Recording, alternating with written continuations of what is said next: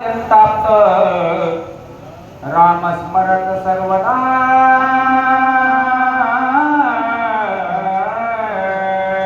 बाण सोडला आणि सोडल्याच्या नंतर सोडला तो बाण निघाला. निघत असताना बाण मुखानं होता. श्रीराम जय राम जय राम. बाण त्या ठिकाणी निघतो. ज्या अर्थी बाण निघतोय ना बघा, बाणाचं सुद्धा वर्णन केलंय पुन्हा श्रावण रामायणातल्या पहिल्याच अध्यायामध्ये. कोण्या भाग्याचा बाण करीत आला से स्मरण. कोण असेल तो सौभाग्यवान ज्याच्या भात्यातला निर्जीव बाण राम राम म्हणते सतीश महाराज, तर तो श्रेष्ठच आहे ना बाण. निश्चित हा बाण आला. समोर कोण होत? तू तव भजन भक्तीचे केवळ रामाचे. भजनामधला महावीर हनुमंत्र आहे. समोर पाहिल्याच्या नंतर बाणाला सुद्धा विचार आला की आता ज्याला मारण्यासाठी आलोय तो तर नामधारक आहे. तो निशितीच्या कडाळी बाण पडिला ती संकटी. कोणावरी करावी शरवृष्टी दृष्टी सेना.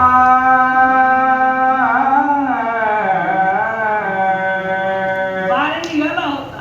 बाणाचा संकटात पडलाय का पुढं आड पाठीमाग वीर अशा दोन अवस्थेमध्ये बाण आहे.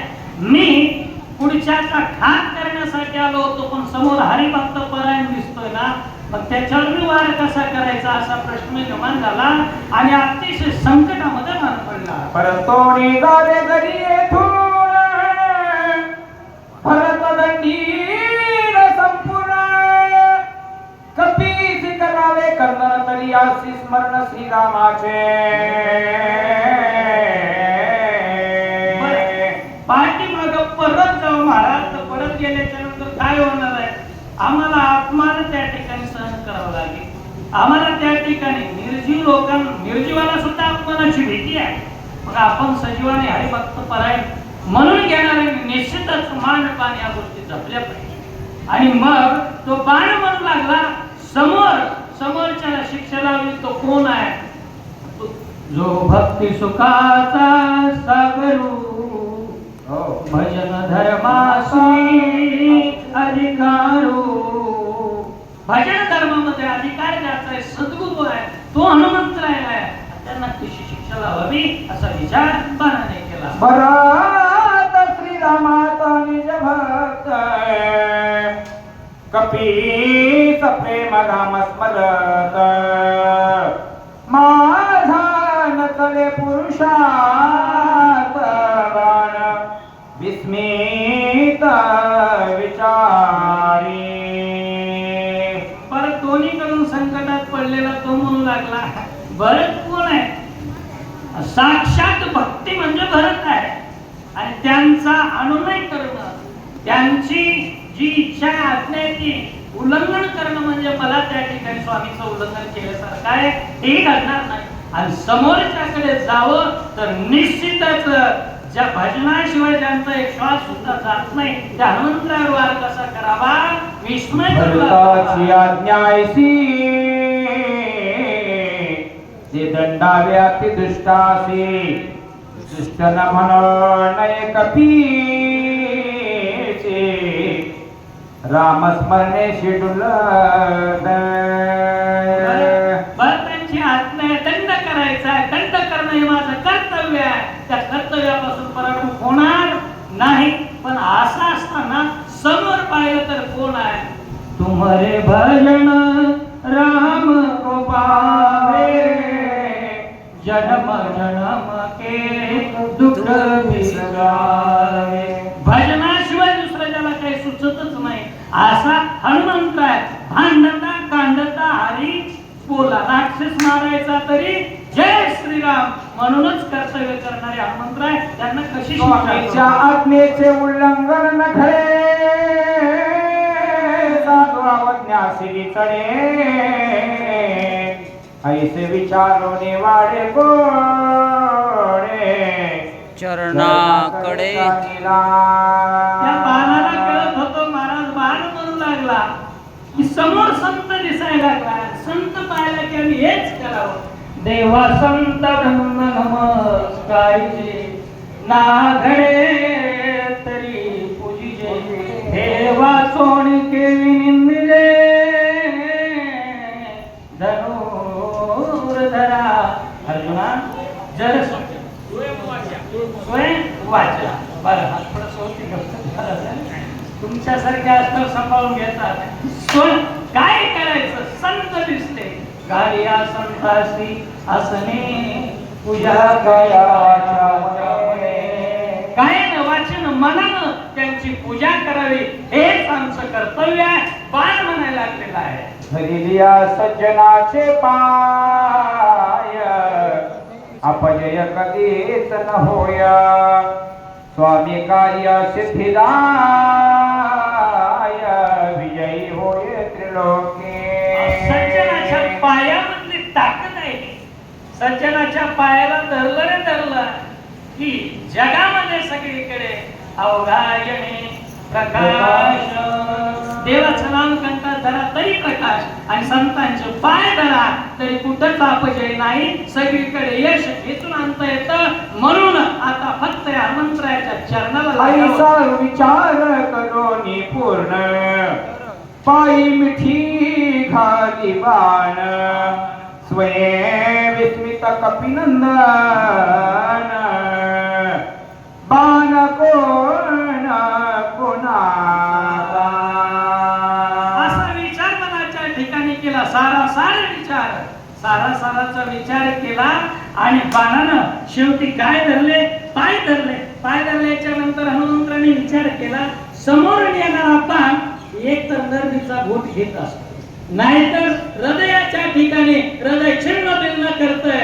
या व्यतिरिक्त दोन्ही जागा सोडल्या आणि तिसरंच माझ्या पायाला का लागला, या गोष्टीचं आश्चर्य माझ्या हनुमंतरायला. ऐसे विचारिता म्हणे बाणावलोकित नयनी, देखता श्रीरामा नामांकित चिन्ह वायुनंदना, असे विस्मय.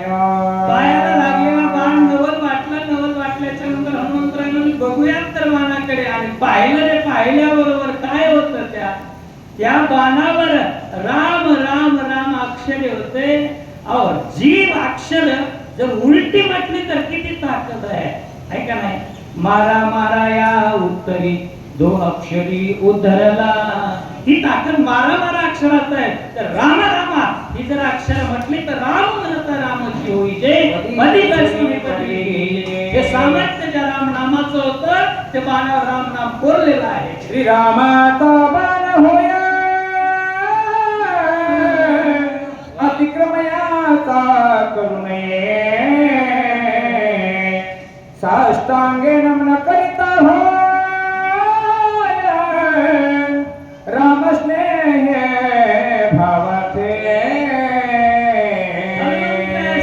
विचारवान संतच कोणी नाही, संत ते विवेका विवेकवंत हनुमंतराय म्हणू लागले का. आता हा राम नामांकित बाण आहे आणि प्रभूचं नाम याच्यावर कोरलेलं, याचा अतिक्रम करायचा नाही. जसं म्हणेल ना तसं वागायचं. रामाचा बाण काय राम काय मला समान आहे असा विचार. कपिबाकांक्षी बाणाचे वचन तो भोले ना संपूर्ण, पाहू आदरिले त्याचे चिन्ह, तव तरी बाण ओढीत. याच्या मनातली इच्छा जाणून घेऊया. कपी आकांक्षी बाणाचे मनोगत, त्या बाणाचं मनोगत काय जाणून घ्यायचं आहे. पण बाण शेवटी कोण आहे, निर्जीव आहे, बोलणार कसला. बाण बोलत नाही, पण त्या बाणाने कृती करायला सुरुवात केली. हनुमंतरायाच्या चरणाला धरून खाली खाली खाली खाली ओढत आणू लागले. उदया येईल दिवाकर म्हणून सौमित्रासी रघुवीर, देहुणी आला मद समार बाण सत्वर तेथे ओढी. माझ्या हनुमंतरायाच्या बुद्धीमध्ये विचार चक्र चालू झालं. हनुमंतराय म्हणू लागले मला निश्चित उशीर होतोय, हे माझ्या परमात्म्याने जाणलं आणि जाणल्यामुळे मला सहकार्य करण्यासाठी हा बाण सोडलाय आणि तो रामाचा बाण आहे. त्याच्यासोबत उठोणी सौमित्र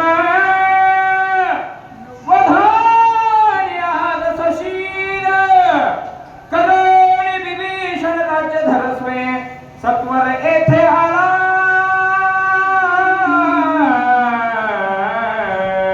दुसरा विचार आता तरंग उठला हनुमंतरायाच्या बुद्धीमध्ये. हनुमंतराय म्हणतात नाही नाही मला उशीर लागला. माझ्या स्वामीला काय कोणत्या गोष्टीची उणीव आहे? रावण मारला, मारून विभीषण गादीवर बसवला आणि परत इथपर्यंत मला नेण्यासाठी आले. एवढं कार्य केलं. पुस्तक सर्वता नापवेची सोने कार्यार्था धिक्क माझे जीवित व्यथा कोणार्था जात असे. संतांची नम्रता आणि लिहिणता आहे का नाही?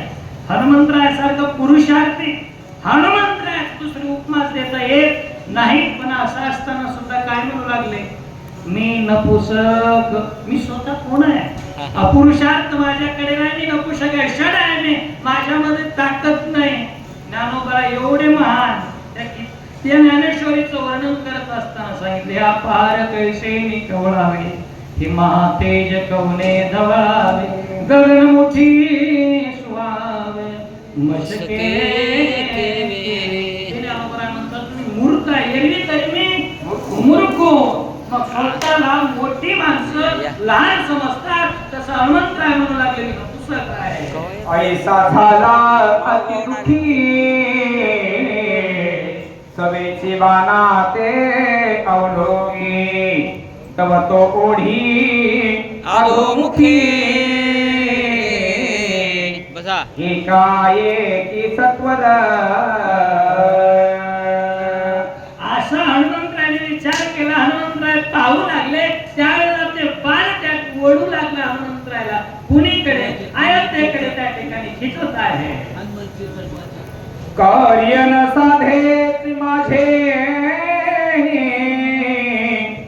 वेगे करीन देह पतन म्हणून कृपाळू रघुनंदन सत्वर बाण पाठविला. माझा राम किती दयाळू आहे, दया घन आहे. परमात्म्याला वाटला असेल की माझ्या हनुमंतरायाचं कार्य त्या ठिकाणी पार पडणार नाही, म्हणून मला त्या ठिकाणी कुठंतरी शंका येईल, दुःख वाटेल आणि देहाचा पाप करेल हनुमंतराय. हे होऊ नये याकरिता मला संकटातून वाचवण्यासाठी पण सहकार्यासाठी बाण पाठवलाय. आता असो काही फलते आज्ञा करणे निशिते स्वये अनुसरला बाणाते विलंब येथे नये करू. जे काही असेल ते असो, आता जास्त विलंब करायचा नाही, वेळ दवडायचा नाही. बाणाचं जे मत असेल त्या मताच्या पाठीमागे चालायचं.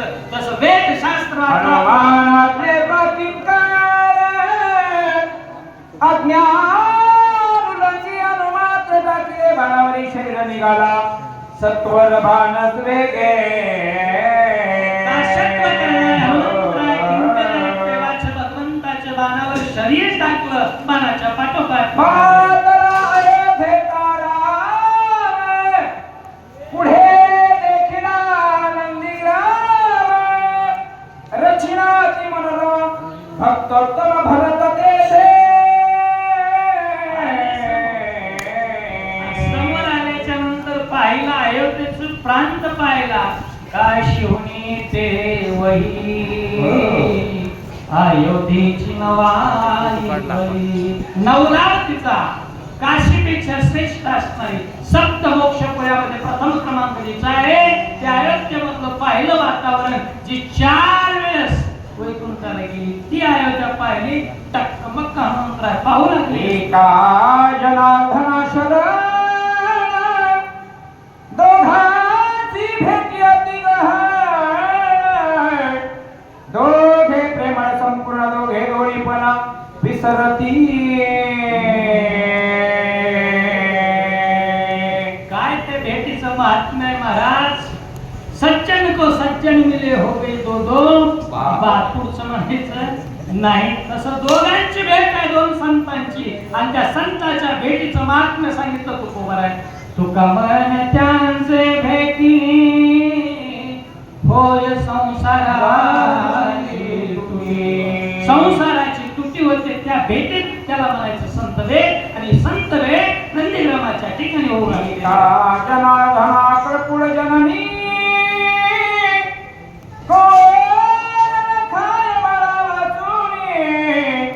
मुखिता घात करुणी माझ्या वतनी घालीत. नात्राळाचं वर्णन करत असताना गावबा काका म्हणतात, माझी गुरु माऊली किती श्रेष्ठ आहे. जी खरी माय आहे ना, ती खरी माय काय करते, गोड घास आहे ना आपल्या लेकरासाठी जपून ठेवते. आणि गोड घास असलेला आपणच खाते. तिला दूध माय म्हणायचं नाही तर सावत्र माय म्हणायचं. खऱ्या माईचं वर्णन ना गावबा काका करतात. हे अत्यंत खावणीने त्याचे मुखी घासणे, न खाता पायावरी बळे पाळणे, घास कोंबणे मुखा माझे. काय म्हणतायत, जे बालक खाऊच शकत नाही, खाण्याची ताकद त्याच्यामध्ये नाही, पचवण्याची ताकद नाही, त्याला ज्ञानोबाला सांगतात, जे सायासे स्तन्य सेवी, जे भगवान ने केली जेवी. जे सायासानं स्तनपान करू शकत नाही, त्याला पक्वान घालणं उचित नाही. तसं माय म्हणते, माझं बाळ त्याला जसं पचेल तशा प्रकारचे छोटे घास भरवले पाहिजे. तसं माझ्या गुरु माऊलीनं माझ्यासाठी वांदेसी हे नकळे चिन्ह गाली जाणे वेदान कृपाल देता जनार्दन या विधान विश्वनाथा. वेगळेपणा दाखवलाच नाही. इथं भेद आहे का नाही. जनार्दन माऊली तसे एकनाथ आहे, आणि जसे एकनाथ बाबा तसेच आमचे गावोबा काका. जी वंद्या आहे वंद्या, त्या वंद्याला लेकरुवाईचं महत्व त्या ठिकाणी कळत नाही. तशी माझी मागणी हो. आणि मग त्या ठिकाणी माझी माय एकनाथ बाबा यांनी माझ्यासाठी गोड